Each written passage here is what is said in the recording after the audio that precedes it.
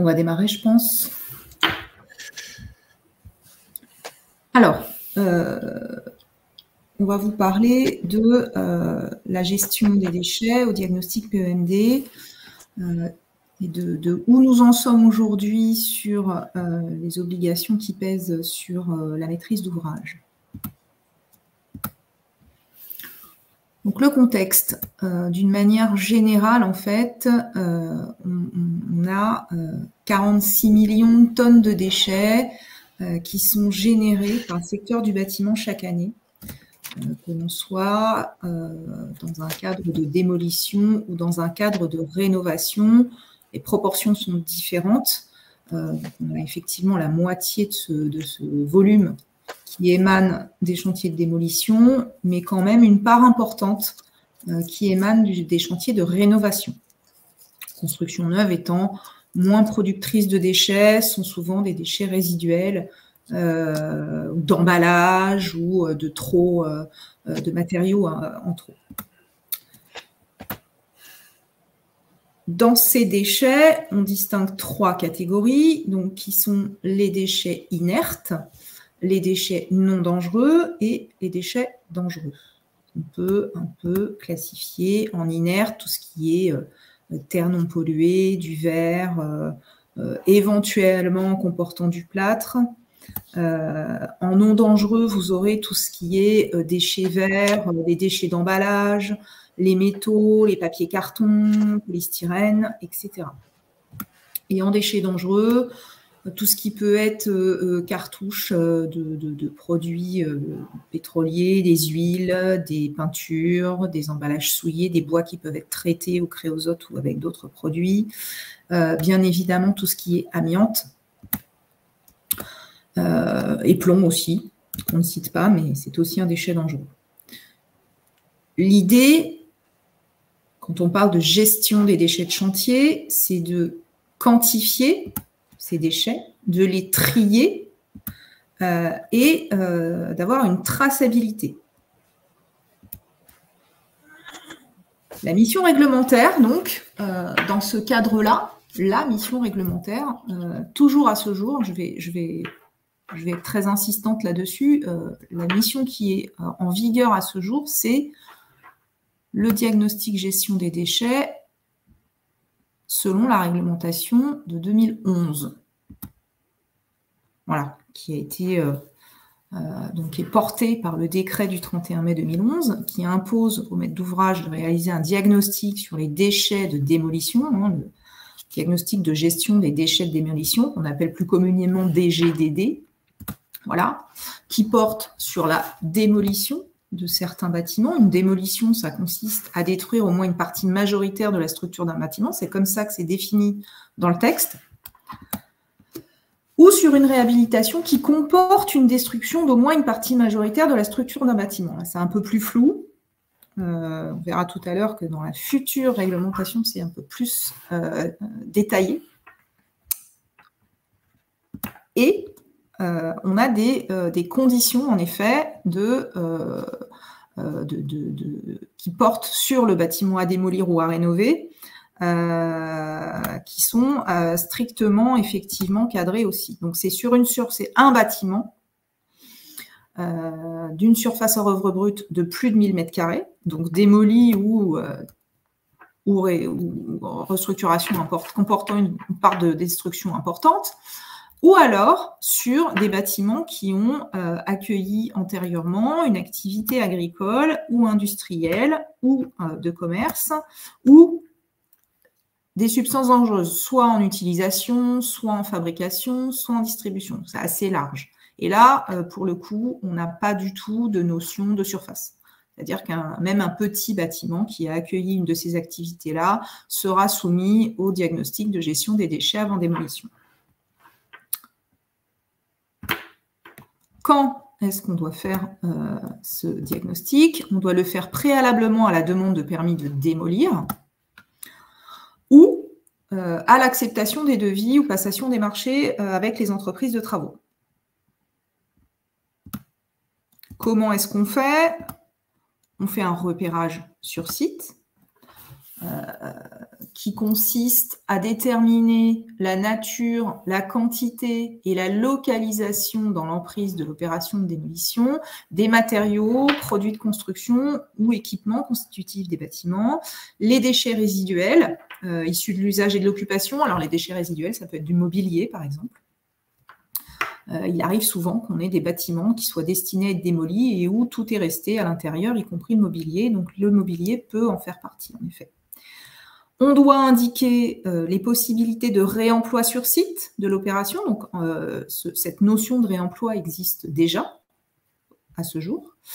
On doit indiquer l'estimation de la nature et de la quantité des matériaux qui peuvent être réemployés.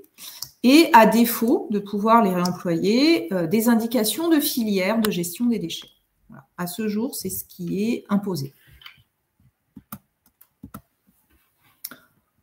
Le diagnostic doit être communiqué et on a un formulaire de récollement qui doit être remis en fin de chantier. On a des modalités précises, un peu plus de précision sur le contenu et la méthodologie du diagnostic, donc dans un arrêté d'application qui a été publié également en 2011, avec une méthodologie en 3 étapes, comme on vient de voir, donc un inventaire sur site, voilà, un inventaire sur document aussi, si le maître d'ouvrage ou le propriétaire ou l'exploitant de l'immeuble à démolir dispose de documents techniques ou administratifs, ça peut être des plans, ça peut être des notices techniques, ça peut être des dossiers des dossiers d'ouvrages exécutés, donc suite à des travaux. Ça peut être des documents de vérification technique périodique, par exemple, sur des équipements. Tout ce qui peut apporter des informations sur ce qui est disposition constructive et équipement inclus au bâtiment sont à étudier pour faire cet inventaire. Voilà. Évidemment, un repérage sur site qui consiste à relever l'ensemble de ces éléments et à les métrer. Relever également les modes d'assemblage. Une deuxième étape d'indication. Donc, il faut penser effectivement en termes de réemploi et à défaut des filières de gestion de déchets. Donc, on étudie des documents de planification. Il y a des plans de gestion des déchets régionaux qui sont parfois en place, parfois pas, mais voilà, qui peuvent être indicatifs aussi. Et puis, tout un tas de bases de données qui recensent les installations de gestion de déchets pour pouvoir choisir la meilleure ou celle qui est adaptée en fonction de la nature, déchets inertes, déchets non dangereux, déchets dangereux, et à proximité de l'opération, bien sûr. Enfin, le diagnostic consiste à, en dernier lieu, qualifier et quantifier tout ce qui peut être réemployé ou pas. Donc, un inventaire des matériaux, produits de construction, des équipements, un inventaire des déchets résiduels et une estimation de la nature, de la quantité de ces matériaux. Et puis, une catégorisation au final, si on ne peut pas réemployer, une catégorisation des déchets.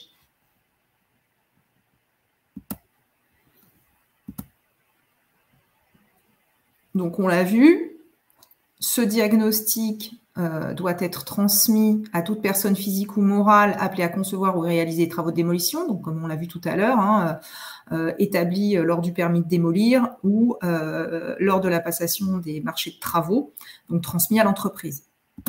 Maîtrise d'œuvre, ça va de soi, c'est absolument pas précisé, mais il va de soi en effet que le maître d'œuvre a tout intérêt à avoir communication de ce diagnostic par le maître d'ouvrage.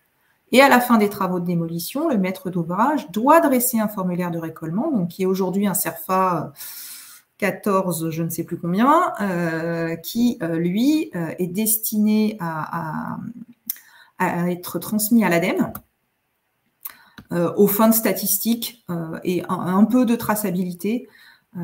Voilà, ça c'est le système actuel qui est toujours en vigueur, j'insiste là-dessus, le futur dispositif n'est pas encore entré en vigueur.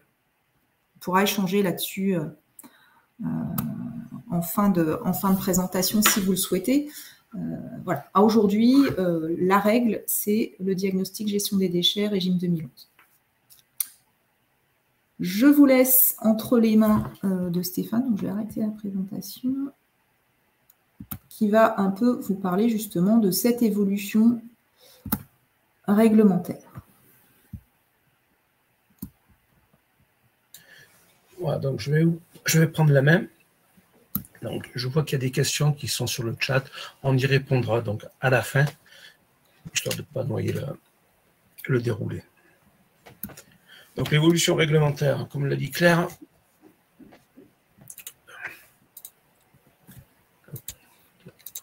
voilà.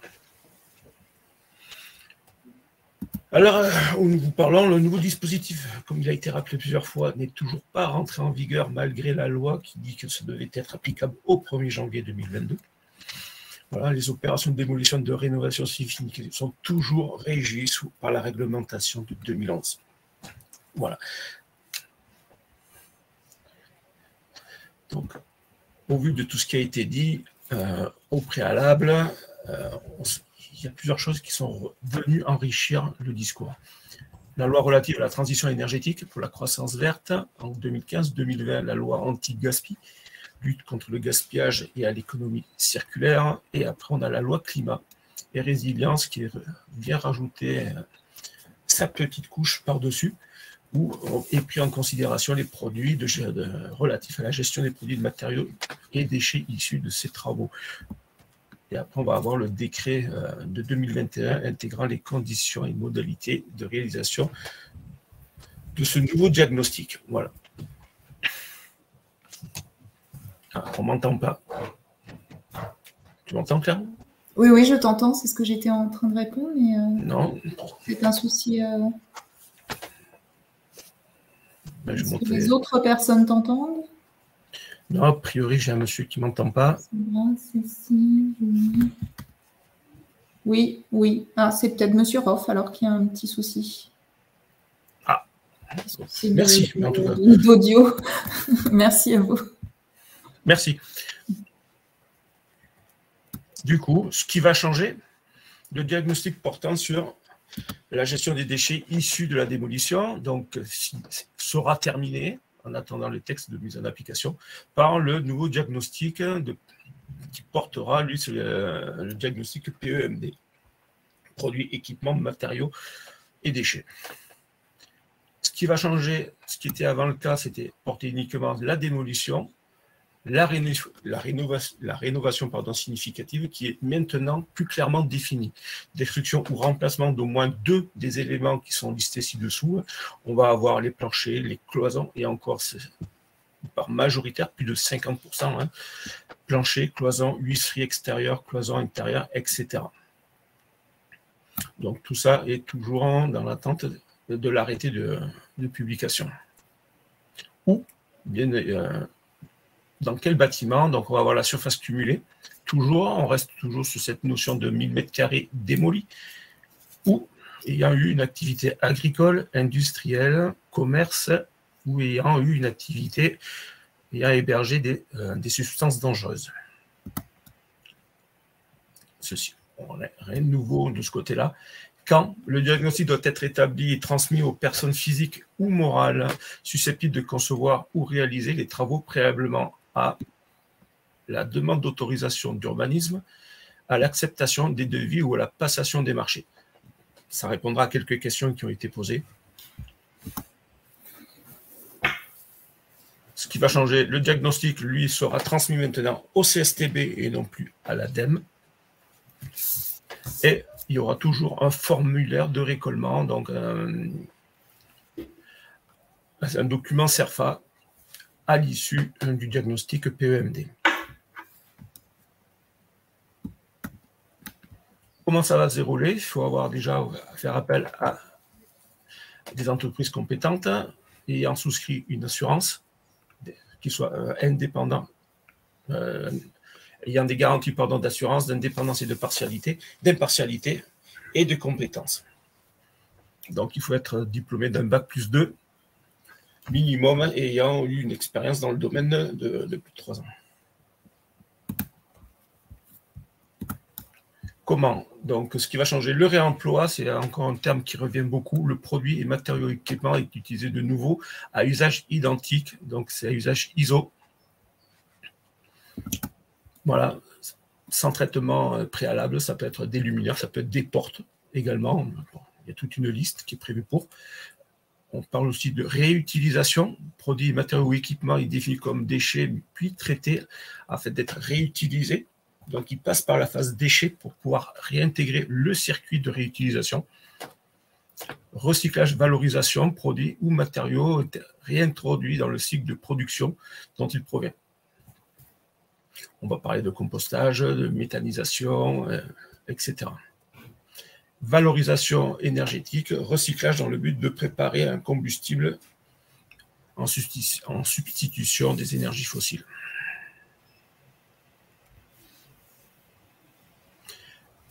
Le comment, donc le diagnostic va se passer en deux.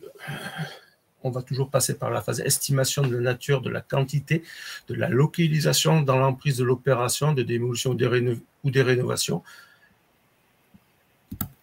en fonction de leur fonction. On va avoir une estimation de leur état de conservation, donc ça ne sera pas très poussé, hein, ça sera bon état, mauvais état, hein, un peu comme on pourrait retrouver similaire dans des, pourquoi pas dans des états d'élus.